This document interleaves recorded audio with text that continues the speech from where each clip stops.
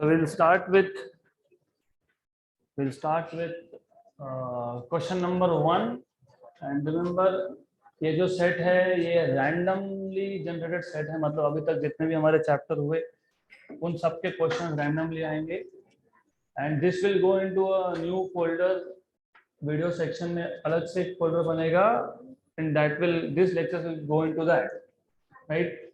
तो पहला question, first question, a square plate of 0.1 meter side moves parallel to a second plate with velocity of 0.1 meter per second, both plates being immersed in water.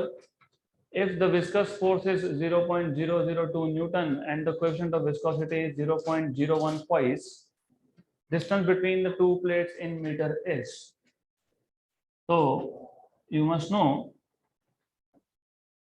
any liquid is assumed to be made up of number of layers. तो जो भी liquid हम लेते हैं it is assumed to be made up of layer, और जब liquid flow होता है तो एक layer दूसरे के ऊपर से flow होता है, so there is friction, right? तो याद रखना when liquid flows one layer of a liquid is moving on top of another layer, so there is friction।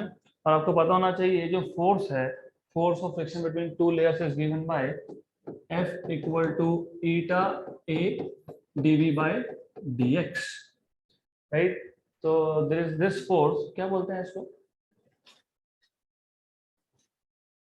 और एक आता है ना, एक आता है 6 पाई eta RV, इसको क्या बोलते हैं, वो क्या था, ये क्या है,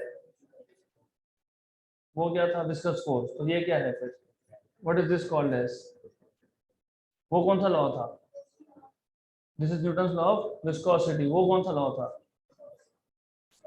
स्टोक्स लॉ। स्टोक्स लॉ किस पे एप्लीकेबल है, जिसमें आर आया, आर मतलब एक मेटल स्फीयर है which is flowing through a fluid, तो Stokes law is for a metal ball which is falling through a fluid, और ये किसका है, ये है force of friction, force of viscosity between two layers of a liquid.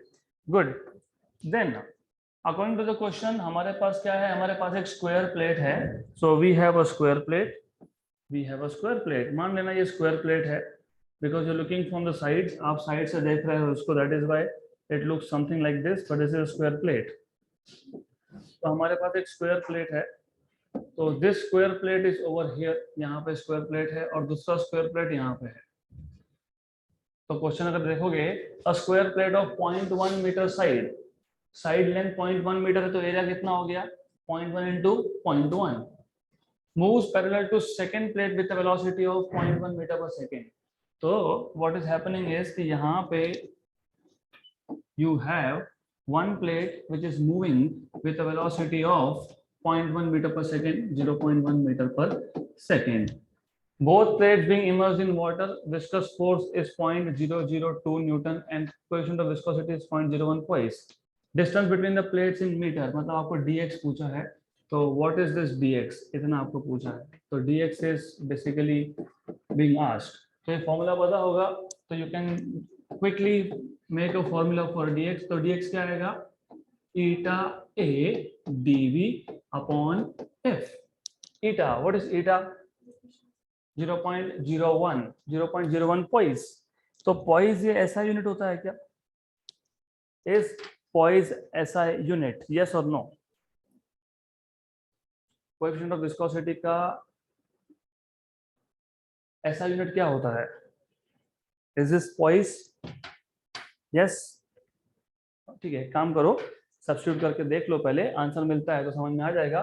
कितनी value दी है इसकी, इसकी वैल्यू दी है आपको 0.01, ए कितना था, 0.1 into 0.1, area of the plate is 0.1 into 0.1, what is dv, dv भी दिया है आपको, कितना दिया है 0.1, तो dv is also 0.1, f कितना दिया है आपको 0.002, how much is this, 10 power minus 1 minus 2 minus 3 minus 5, 10 power minus 5, ये आ जाएगा आपके पास 2 into 10 power minus 3, 2 into 10 power minus 3, 10 power minus 3 ऊपर जाएगा तो what will you get is, कितना मिलेगा, 10 power minus 2, okay, 10 power minus 2, और 1/2 कितना होता है 0.5, तो 0.5 into 10 पावर -2 मिलना चाहिए. This is what you should get. तो रिमेंबर दिस, ये आपको मिलेगा यहाँ पे 1/2 मतलब 0.5 और 10 पावर -2 मतलब कितना, 5 into 10 पावर -3 मीटर मतलब 5 मिलीमीटर.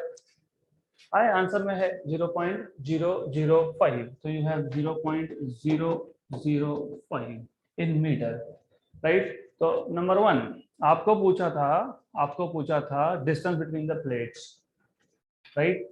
हमको दिया है विस्कोसिटी बिटवीन लेयर्स, और क्या दिया है हमको, विस्कस फोर्स दिया है. हमने ये एक्चुअली ये जो विस्कोसिटी होता है या विस्कस फोर्स होता है, ये होता है लेयर्स ऑफ लिक्विड में, पर हमने मेटल प्लेट पे क्यों यूज किया, क्योंकि इट इज अज्यूम्ड जितना विस्कस फोर्स एक प्लेट पे है उतना ही विस्कस फोर्स दूसरे प्लेट पे है.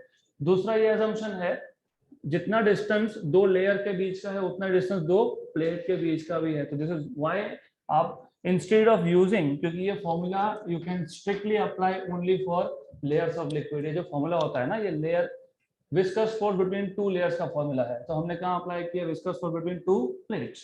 तो अप्लाई कर सकते हो नंबर 1. तो फॉर्मूला बना लो, सब्स्टिट्यूट वैल्यूज एंड डन. तो this is first question of the day. What I will do is यहाँ पे लिखते जाएंगे कौन सा कॉन्सेप्ट अप्लाई किया, so that you can remember.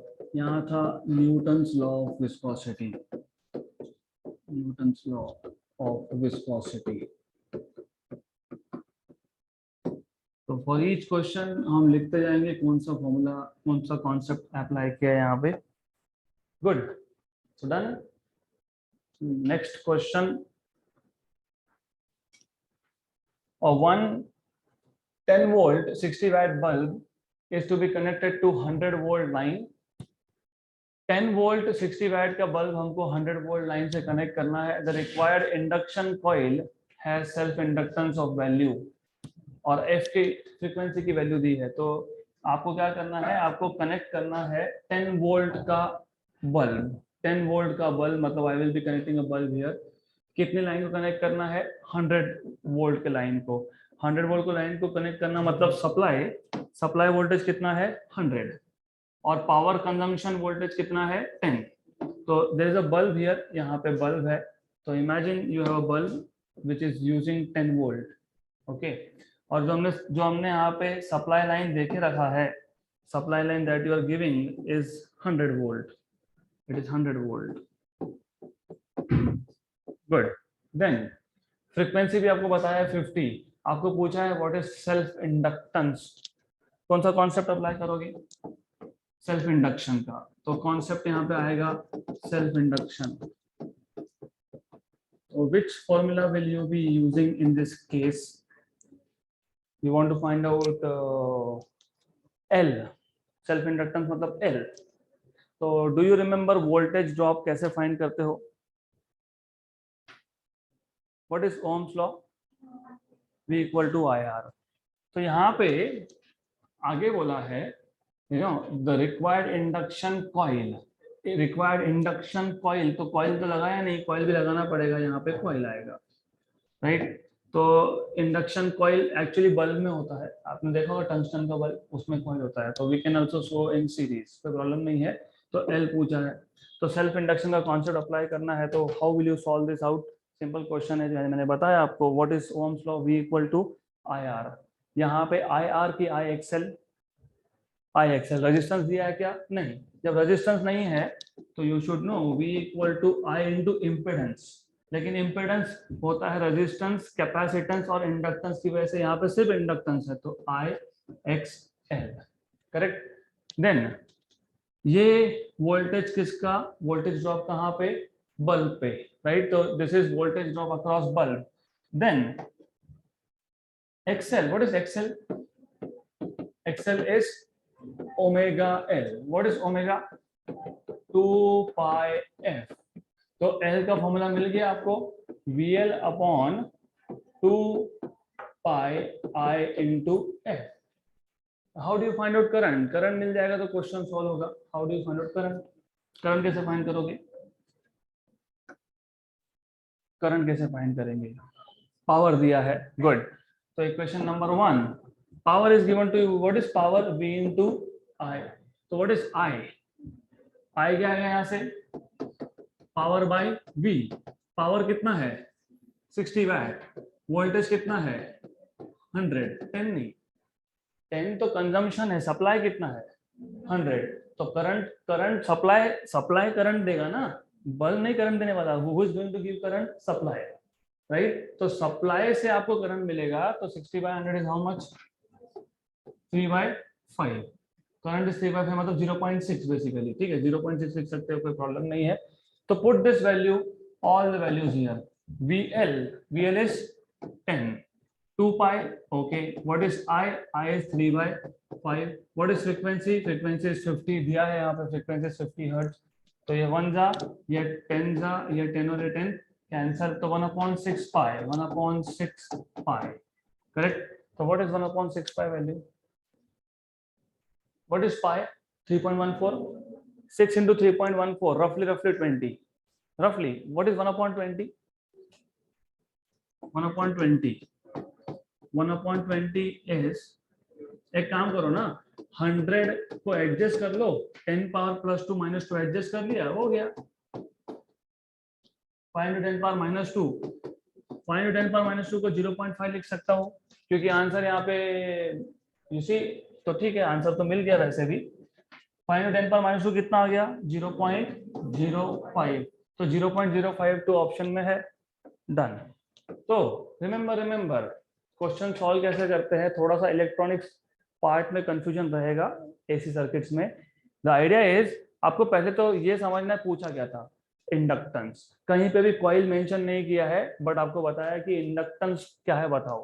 तो जो बल्ब लगाया है, बल्ब में कॉइल होता है, तो आप ये कॉइल यहाँ भी दिखाओगे तो भी चलेगा, या फिर अलग से दिखाओगे, इट्स ओके। तो नंबर 1 यू शुड नो कि इस पूरे सर्किट में बल्ब को छोड़ के कुछ और नहीं है। इफ देयर इज नथिंग, मतलब potential drop is only across this bulb, लेकिन बल्ब में क्या है? इंडक्टर है, तो VL क्या आएगा? IXL, correct?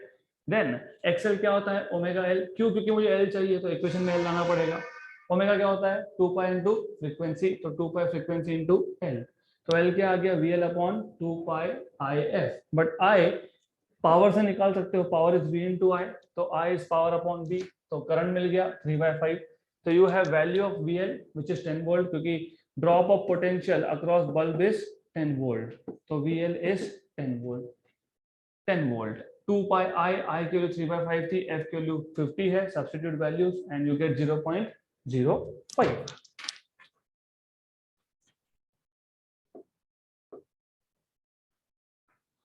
Done. Next question. तो ये सिंपल से question you should remember. Power VI, what is alternate formula for power? I² R और V²/R। तो आगे लगने वाला है वो, because you will be solving question on again power factor, average power consumed. Next question, if 200 MeV मतलब million electron volt या फिर mega electron volt energy is released in the fission of single uranium-235 nucleus. You should know what is fission reaction, what is fusion reaction. Fission reaction में क्या होता है? Heavy nucleus, heavy radioactive nucleus, they basically decay and they give out या तो energy या फिर alpha particle या फिर beta particle. The number of fissions required per second to produce 1 kilowatt power shall be. So there are some important words here. Number 1, the number of fissions required per second मतलब denominator में क्या है? Time. To produce 1 kilowatt power, मतलब in short they are talking about energy emitted per unit time, correct? Right. तो कैसे solve करोगे इसको? मतलब basically you know this is what is energy upon time? Power, correct?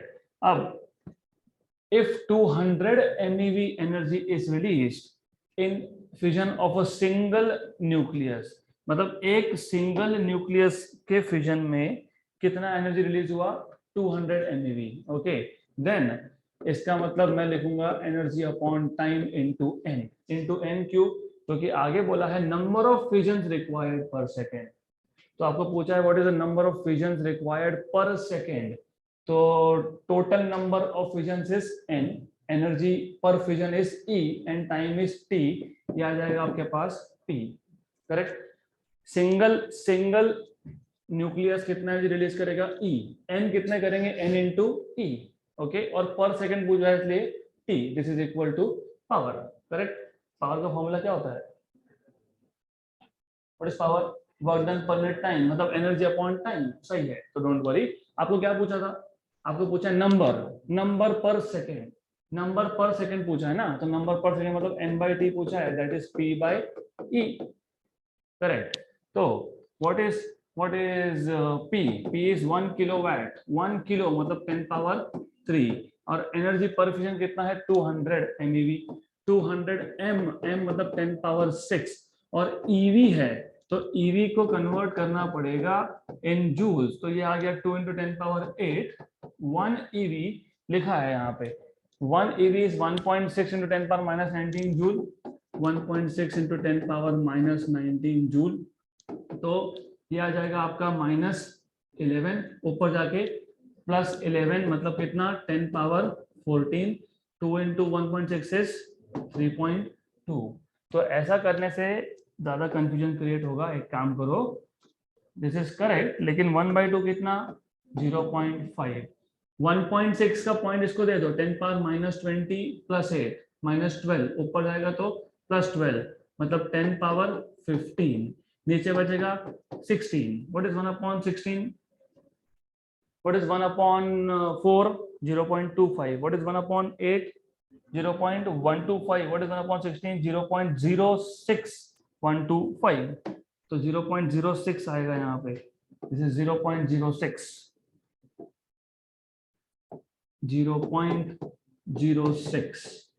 अब इसको solve करो, ये कितना है, एक काम करना पॉइंट हटा लेना, 0.5 मतलब 5 × 10 पावर -1, 0.06 मतलब 6 × 10 पावर -2, राइट, 5 6 30, और 10 पावर -1 और -2 मतलब -3, और ये 10 पावर कितना है 15 है, ये 15 है, तो कितना आ गया ये 16 - 3 कितना 10 पावर 16 - 3 कितना 13, तो 13 आना चाहिए, ऐसा कुछ है क्या, है option number A, 3.13125 × 10 power 13, option number A.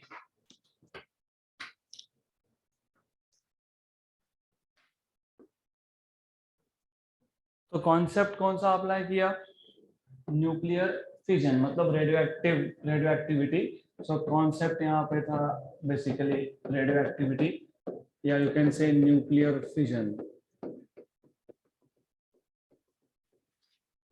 Good, तो आप इस एक बार क्वेश्चन समझ लो अच्छे से, बहुत सिंपल क्वेश्चन है। क्या है क्वेश्चन है कि न्यूक्लियर फिजन हो रहा है किसका, यूरेनियम का। आपको पता है uranium 235 is radioactive, and in fact nuclear plants में यही यूज होता है, यूरेनियम 235। पर फिजन मतलब एक यूरेनियम का न्यूक्लियस अगर डीके होगा तो कितना एनर्जी रिलीज करेगा 200 MeV।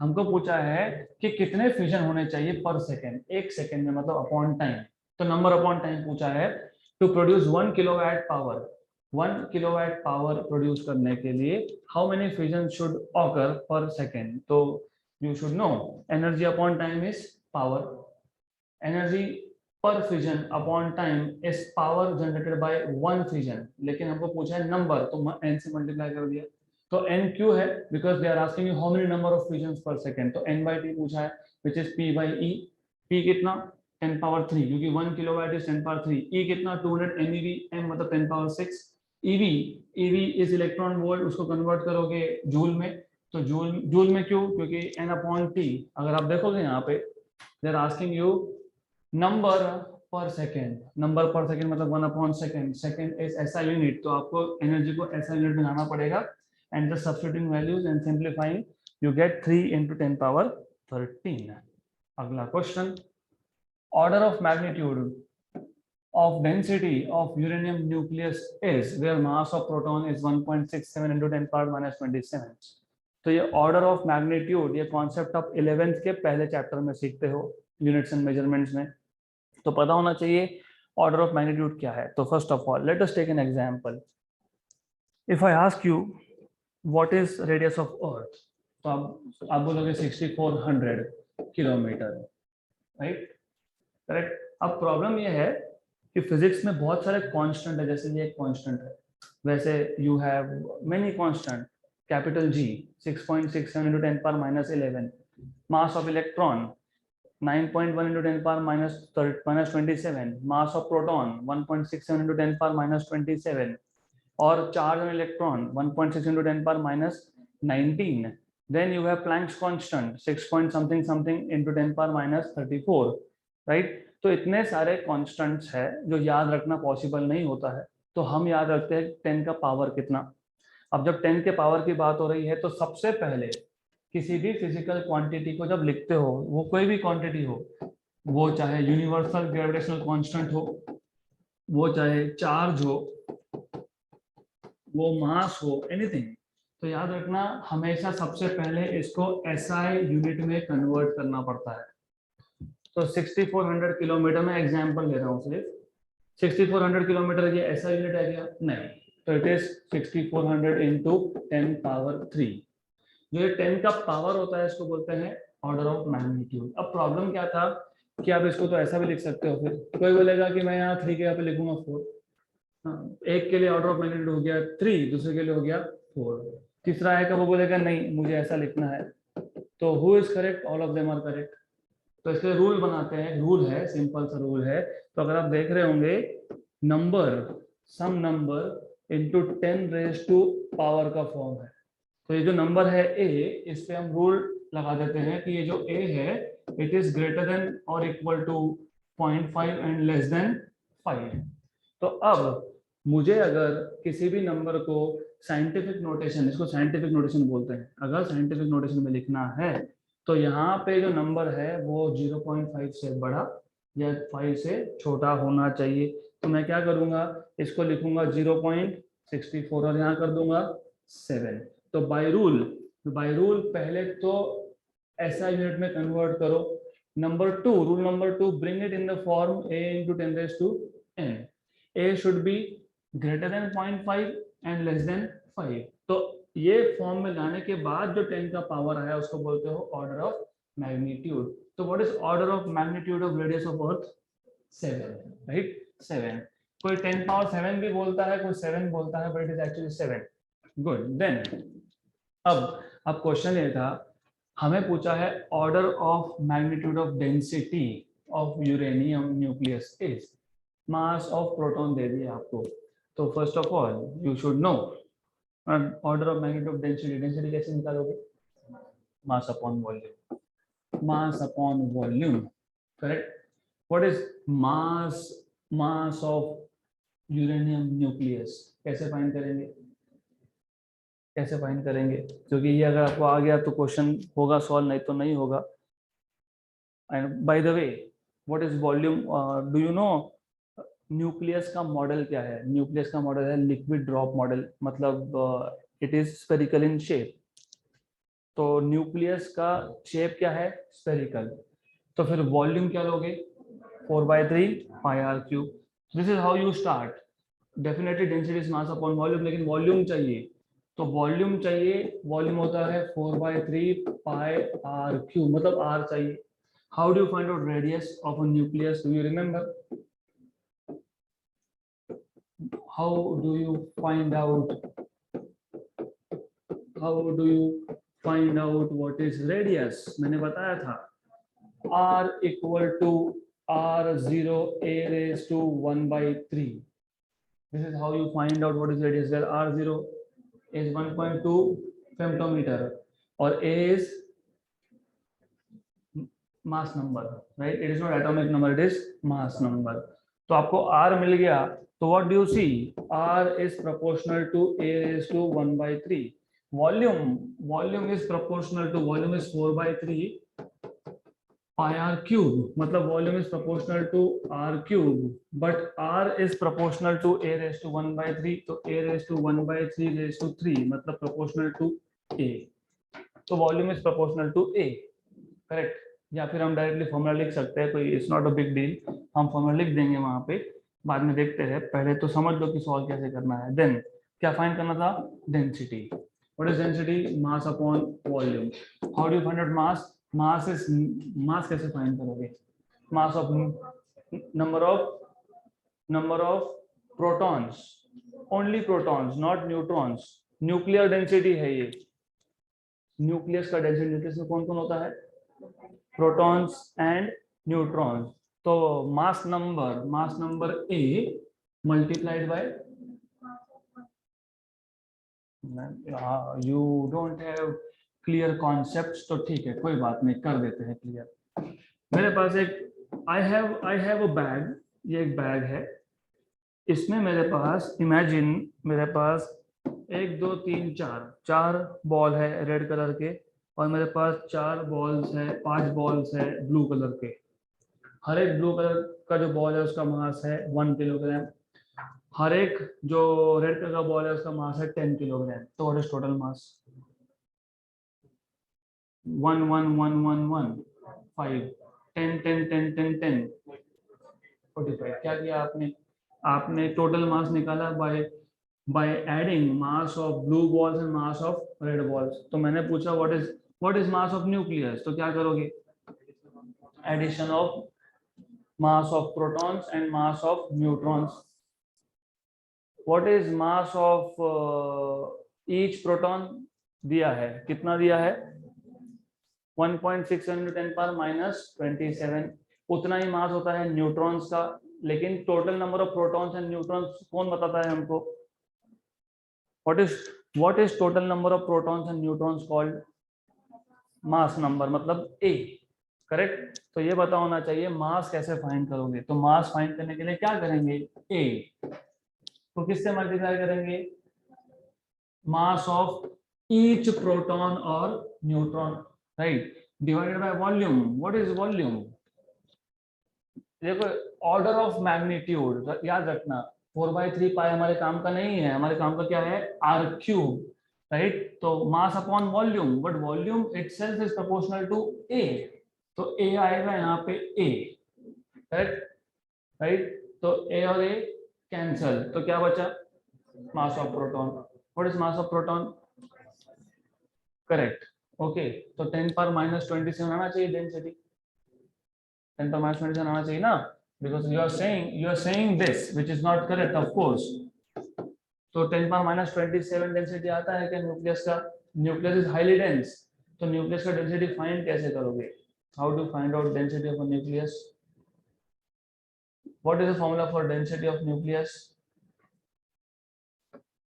Everything is in front of you, you just need to tell me कि क्या करना है यहाँ पे. Extremely simple. Order of magnitude of density of uranium nucleus. Well by the way एक चीज और पता होनी चाहिए, चाहे वो यूरेनियम का न्यूक्लियस हो, चाहे वो थोरियम का न्यूक्लियस हो, चाहे वो कोई भी न्यूक्लियस हो, सबके सब न्यूक्लियस का डेंसिटी होता है ऑलमोस्ट कांस्टेंट. तो I am asking you a very simple question, how to find out nuclear density? कैसे फाइंड करोगे?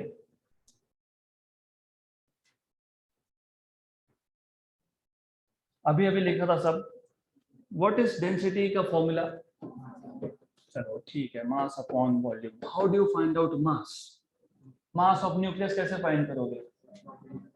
Mass number A multiplied by mass of each proton. Very good. Volume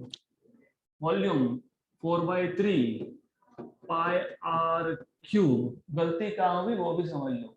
गलती हुई कि जो कांस्टेंट होता है इसमें फेम्टोमीटर, वो लिखा नहीं. वो लिखोगे नहीं तो गलती होने वाली है यहाँ पे. What is a? ए बाद में लिखते हैं. What is MP? 1.67 × 10⁻⁻27. 4/3 pi r³. What is r? r0 a⁻⁴ का क्यूब. ये गलती थी, बाकी सब करेक्ट था, सिर्फ r0 नहीं लिखा तो गए. तो अब a 1.67 × 10⁻⁻27 4/3 pi r0³ a⁻⁴ cancel out. Correct. Then 4/3 pi is just constant, इसको छोड़ दो, देखते हैं इसको बाद में क्या करना है. Good. Then what do you have is 1.67. Well by the way आपको पता है, do you know what is 4/3? 1.33. और व्हाट इज पाई? 3.14. तो ये अप्रोक्सीमेटली कैंसिल ही कर दिया. 3 and 5 अप्रोक्सीमेटली कैंसिल कर दो, ये आ जाएगा आपके पास 4, तो 4 और ये भी आ जाएगा 0.4 रफली, तो रफली 0.4 आ गया, 0.4 आ गया। अब ऊपर बचा 10 पावर -27, नीचे है RO, RO कितना है 1.2 फेम्टोमीटर, फेम्टो मतलब 10 पावर -12, तो 1.2 का क्यूब, और फेम्टो 10 पावर फेम्टो कितना 10 पावर -12 की 15 की 9 कितना 15, व्हाट इज 10 पावर -12 पिको, तो फेम्टो कितना -15 का क्यूब कितना -15 का क्यूब कितना 10 पावर -15 का क्यूब कितना, ऐसा पूछ रहा हूँ -45, 10 पावर -15 का क्यूब होता है 10 पावर -45, ऊपर गया तो कितना बचा, how much is this 0.4 upon 1.2 का क्यूब, ये ऊपर जाके कितना होगा 10 पावर -27 प्लस 45 कितना आया, हाउ मच 10 पावर 15 और 3 18, करेक्ट।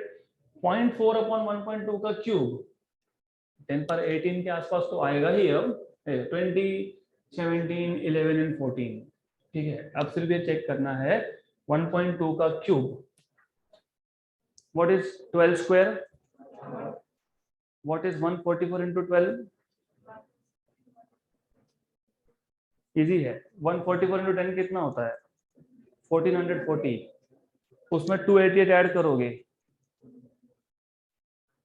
1650 के आसपास, 1650 के आसपास, हाँ it is 0.4 upon roughly 1.6, approximately 1.6 आएगा, है ना।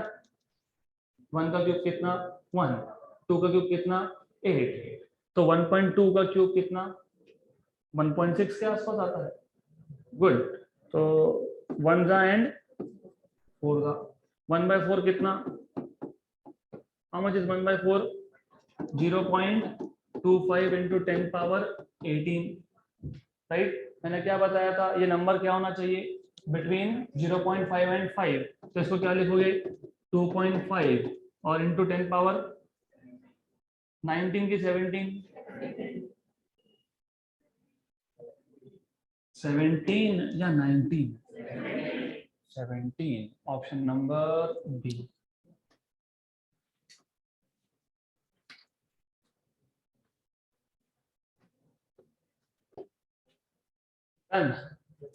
नेक्स्ट क्वेश्चन, तो ऑर्डर ऑफ मैग्नीट्यूड के लिए क्या करते हो, नंबर को कौन से फॉर्म में लाते हो, scientific notation, what is scientific notation, a into 10 power n, where a is between 0.5 and 5. Next question. Okay, a gas mixture consists of 3 moles of oxygen and 5 moles of argon. सबसे पहले पता होना चाहिए oxygen कौन सा type का gas है, कौन सा diatomic, rigid non rigid, rigid. Argon which type of gas, monoatomic. जैसे ही आपको ये समझ में आया कि ये डायटोमिक है, डिग्री ऑफ फ्रीडम कितने 5 और आर्गन के कितने 3, गुड। आगे बोला है at temperature T considering only translational and rotational, मतलब उन्होंने बता ही दिया है कि ऑक्सीजन आपको लेना है रिजिड, क्योंकि सिर्फ ट्रांसलेशनल एंड रोटेशनल मोड लेने हैं, मतलब वाइब्रेशन कंसिडर नहीं करना है। The total internal energy of the system is, how do you find out what is energy? अगर मेरे पास F डिग्री ऑफ फ्रीडम हो तो what is energy, F R by 2, पक्का, या फिर F kBT by 2, तो you should know if you have F degree of freedom then it is FR by 2. Okay, then total energy will come from energy of oxygen, oxygen मतलब O2, and energy of argon, argon मतलब AR basically. Okay, then you will have here F degree of freedom of oxygen upon 2 into R plus degree of freedom of argon by 2 into R. Into R. तो degree of freedom कितने यहाँ पे 5। एक छोटी गलती हो रही है, वो बताना पड़ेगा आपको। Number of moles, very good. तो नंबर ऑफ मोल्स NO2 और यहाँ पे number of moles of argon. तो number of moles of argon, what is number of moles of oxygen 3। Degree of freedom 5/2 R plus how many moles 5। Degree of freedom 3/2। देखो ये भी 3 into 5 है, वो भी 3 into 5, मतलब 2 times 5 into 3 into R/2, 5 into 3 into R/2, 2 times 2 2 cancel. तो 2 2 cancel तो कितना आएगा 15 R। तो basically this is 15R/2 plus 15R/2 that is 30R/2 that is 15R। 15R साथ में T, क्योंकि वो केवी T होता है तो यहाँ पे आएगा T आएगा ना। यस क्या पूछा था आपको इंटरनल एनर्जी, तो T आएगा T and T, तो 15RT। तो कौन सा कॉन्सेप्ट अप्लाई किया, विच concept have you applied, kinetic theory of gases, और उसमें कौन सा degrees of freedom. Degrees of freedom बोलने से बेटर है law of equipartition of energy. Each degree of freedom has half KVT energy. तो हो गया answer option number A.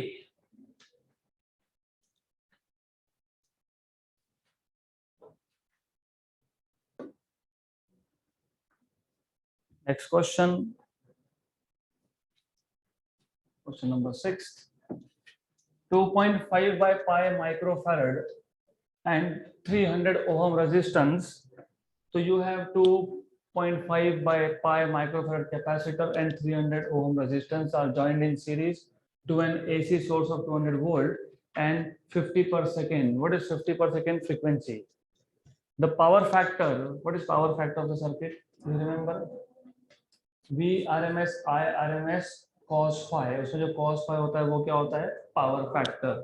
So power factor of the circuit and power dissipated in it will be respectively. तो first of all कौन से concepts को apply करोगे यहाँ पे, this is AC circuits. AC circuit है विच इज सीरीज कौन सा C and R, series RC circuit, resistance and capacitance.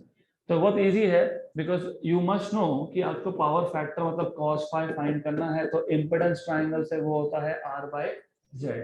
तो इम्पिडेंस ट्रायंगल से you have R/Z as power factor. Z find करना है तो याद होना चाहिए under root of R² plus XL minus XC², लेकिन XL तो है नहीं तो XC²। तो याद होना चाहिए XC होता है 1/ωc। तो ओमेगा फाइंड करने के लिए it is 2 pi into frequency. Frequency आपको दिया है 50, कैपेसिटेंस दिया है 2.5 बाय पाई। माइक्रो को भूलना मत, this is micro farad, micro बोला ना 10 power -6, 10 power -6 pi cancel. Then this is pi cancel कर दिया हमने, तो ये आएगा आपके पास what is this, this is 100 और 10 पावर -6 मतलब 10 पावर -4। एक काम करना 10 पावर -4 और इस 2.5 का भी 10 ले लो, 10 पावर -5 ऊपर जाके 10 पावर +5, 10 पावर +5 मतलब कितना 100 into 1000, क्योंकि आ जाएगा 1 का, आ जाएगा 4 का, तो कितना आ गया 4000। तो XC 4000। अब look at the numbers, R था 3000, XC है 4000, मतलब 3000 स्क्वायर प्लस 4000 स्क्वायर, ये आएगा पहला नंबर आता है 5, राइट। तो 3 square plus 4 square 9 plus 16 how much 25 का रूट कितना 5। तो 3000 का स्क्वायर, 3000 का स्क्वायर मतलब 3 into 1000 का स्क्वायर, राइट। दोनों में से कॉमन निकाल के स्क्वायर किया 10 पावर 6, 3 का स्क्वायर प्लस 4 का स्क्वायर, ये 6 बाहर आएगा रूट के और ये आ जाएगा रूट ऑफ 25 मतलब 5। तो डायरेक्ट पता होना चाहिए था कि ये आएगा 5000। तो इम्पिडेंस आ गया 5000 ओहम। इम्पिडेंस से क्या मिलेगा हमको मिलेगा cos phi which is power factor. R कितना है 3000 और जेड कितना है 5000। 3/5 मतलब कितना 0.6। तो कम से कम पावर फैक्टर तो 0.6 मिल गया। ऑप्शन नंबर ए और सी में से एक आएगा, ऑप्शन नंबर बी और डी नहीं आ सकता, ऑप्शन नंबर ए एंड सी में से एक आएगा। तो अब फाइंड करना है व्हाट इज पावर कंज्यूम, क्योंकि ये भी पूछा है पावर डिसिपेटेड मतलब power consume. What is power consume formula? Power consumed is VRMS IRMS। एक काम करेंगे वैसा नहीं लिखेंगे, हम लिखेंगे VRMS स्क्वायर अपॉन जेड, क्योंकि V स्क्वायर बाय R होता है ना। आर के यहाँ पे क्या आएगा Z। क्यों Z? क्योंकि कौन सा सर्किट है AC सर्किट है। AC सर्किट में आर के यहाँ पे क्या लिखते हो Z। V square by Z into cos of phi. तीन फॉर्मूला है इसके, VRMS IRMS cos phi, IRMS square into Z cos phi. तीन फॉर्मूला थे ना पावर के। था क्या V square by R I square R V into I। तो तीन मतलब ये RMS और R की जगह पे Z, ये IRMS और R की जगह पे Z, ये VRMS IRMS और तीनों को cos फाई से मल्टीप्लाई करना होता है क्योंकि AC सर्किट है इसके लिए। तो पावर के तीन फॉर्मूला कौन से? VRMS IRMS cos phi, VRMS square cos phi by Z, IRMS square Z into cos phi. तो तीनों में से बेस्ट कौन सा? ये। क्यों ये? क्योंकि हमको ऑलरेडी VRMS दे के रखा है और हमने Z तो फाइंड किया ना अभी। किया गया? यस। cos फाई फाइंड किया गया? यस। तो व्हाट वाज VRMS 200 का स्क्वायर? 200 का स्क्वायर कितना? 4 into 10 power 4। Okay, upon Z कितना? 5000, 5 into 1000। cos फाई कितना? 0.6। तो अब दिस इज 10 पावर 4 और 3 कितना बचा? 10 10 10 ना। हाँ, तो 10 और 1 जाए 2 जा, तो ये आ गया 4 into 10 into 0.6 अपॉन 5। 1 जा एंड 2 जा, 8 into 6 48 और पॉइंट है तो 4.8। 4.8 होना चाहिए, option number C. Done.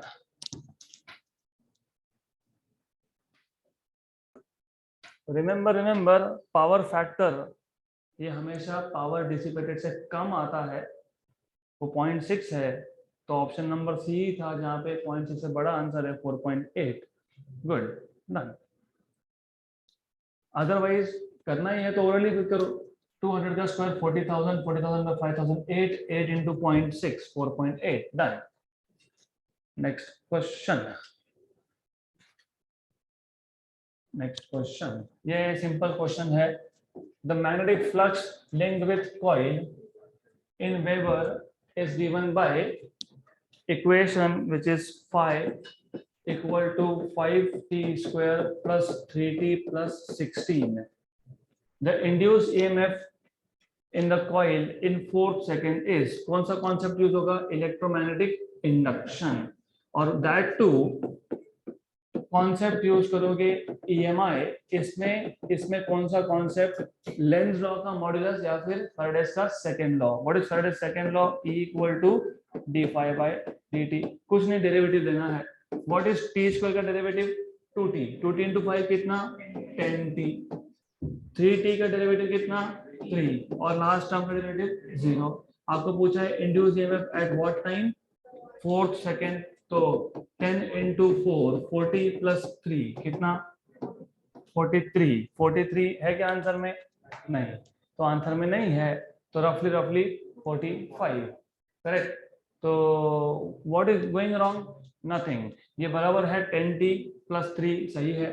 4th second पे तो वो भी सही है, तो गलती भी होगी, यहाँ पे 5 लिखना चाहिए था।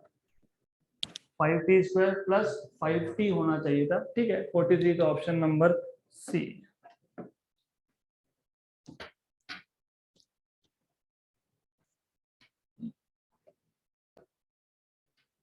ओके, करेक्ट है। Good, can we go ahead? तो अब before we go ahead, I want to know one thing. What is the difference between S and SN? ये लिखा था ना आपने ut प्लस 1/2 at स्क्वायर, ये लिखा था आपने, याद होगा, u plus a/2 2n minus 1। तो दोनों में डिफरेंस क्या? This is distance covered in total time t second. This is distance covered in nth second. Correct? Clear? Distance traveled in total time t second. This is distance covered in nth second. ये कब use करते हो? मैंने आपको बताया था, at least जिन्होंने 11 का कोर्स किया है, मैंने बताया था जब बोला हो थर्ड सेकेंड, फोर्थ सेकेंड, जब बोला होगा 4 सेकेंड्स, 3 सेकेंड्स। करेक्ट? तो टीएच, ये जो टीएच है ना, ये बहुत इंपॉर्टेंट है यहाँ पे। तो did you not miss something? Fourth second मतलब क्या करोगे? मतलब आपको करना ये है कि पहले टोटल 4 सेकेंड में कितना इंड्यूस हुआ वो देखो, 3 सेकेंड में कितना इंड्यूस हुआ वो देखो, और दोनों को सबट्रैक्ट करो। क्योंकि क्या होगा, 0 से 1 सेकेंड में इंड्यूस होगा, फिर 1 से 2 में इंड्यूस होगा, 2 से 3 में इंड्यूस होगा, 3 से 4 में इंड्यूस होगा। तो हमको बोला है 4th सेकेंड में, तो 4th सेकेंड में अगर फाइंड करना है तो पहले 3rd सेकेंड में फाइंड करो। व्हाट इज 3rd सेकेंड का टोटल इंड्यूस? 10 into 3 30 प्लस 3 कितना? 33। ये है EMF induced in 3 seconds. EMF induced in 3 seconds. और यहां जो हमने फाइंड किया था ये था EMF induced in 4 seconds. EMF induced in 4 seconds. So what is EMF induced in 4th second? Therefore EMF induced in 4th fourth second. मतलब क्या करोगे? E t equal to 4 minus E t equal to 3। 4 second में कितना हुआ? 43। 3 second में कितना हुआ? 33। तो 4th सेकेंड में कितना हुआ? 10। लुक, कौन सा ऑप्शन आएगा? ए। तो +4 और -1 का डिफरेंस है ये, तो इट शुड बी ए। तो अब इसको करो complete.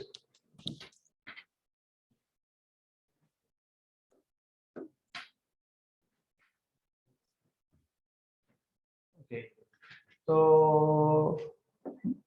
Make note of it. TH is important here. Then next question is this. In a series LCR circuit, हमारे पास सीरीज LCR सर्किट है। सीरीज LCR सर्किट में L भी होता है, C भी होता है, R भी होता है, और ये सीरीज रेजोनेंस भी बोलते हैं, और इसको एक्सेप्टर सर्किट भी बोलते हैं। तो पता होना चाहिए सीरीज LCR में क्या होता है। आपके पास इंडक्टिव रिएक्टेंस है 10, कैपेसिटिव रिएक्टेंस है 4, रेजिस्टेंस है 6, पावर फैक्टर पूछा है आपको। पावर फैक्टर निकालना है तो it is very simple thing. Power factor मतलब क्या? cos फाई, मतलब क्या? R/Z।